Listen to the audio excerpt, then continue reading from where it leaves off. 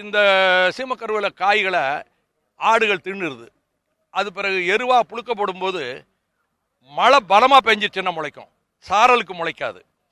அது முளைச்சதை பார்த்த உடனே ஒரு அடி வளர்ந்த உடனே 2 விரலை வச்சு பிடிங்கி போட்டுடலாம்.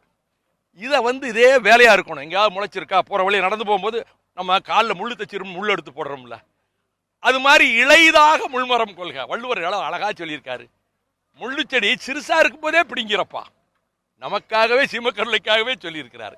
இதை இந்த மாணவர்கள் இளைஞர்கள் விழிப்புணர்வு பெறணும்னு நான் ஒவ்வொரு காலேஜ் வாசலையும் ஸ்கூல் வாசலையும் நோட்டீஸ் கொடுக்க ஏற்பாடு பண்ணியிருக்கேன், எல்லா மாவட்டத்திலையும்.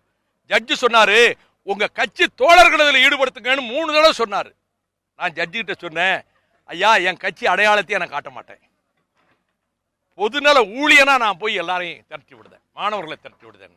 இன்னைக்கு எங்க கட்சி காரில் கொடியவே நாங்கள் மூடிட்டோம். ஏன்? நான் கட்சி அடையாளத்தோட வர விரும்பல, கட்சிக்கு பிரச்சாரம் செய்ய விரும்பல, ஓட்டு கேட்க வரல. கட்சி அவங்கவுங்க இஷ்டம். நான் இந்த சின்ன பிள்ளை இருக்கேன், வாப்பா வா, இவன்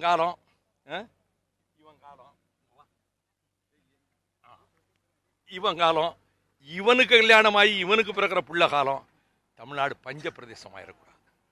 அதுக்காக தமிழ்நாட்டின் நன்மைகளுக்காக மீத்தேனை விரட்டிட்டேன், சேலை விரட்டிட்டேன், நம்மாழ்வார் கணவன் அனவாக்கிட்டேன்.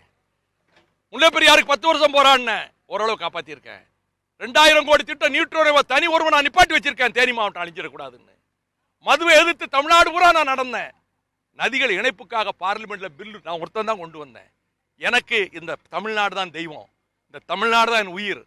என் காலத்துக்கு பிறகு வரப்போகிற தலைமுறைக்காகத்தான் இந்த வேலையை செய்கிறோம். ஆகவே பொதுமக்களும் குறிப்பாக மாணவர் சமுதாயமும் இளைஞர்களும் அந்தந்த ஊர்களில் அகற்றுகிற பணியிலே ஈடுபட வேண்டும் என்று இருகரம் குப்பி வணங்கி தமிழக மக்களை குறிப்பாக இளைய சமுதாயத்தை கேட்டுக்கொள்கிறேன்.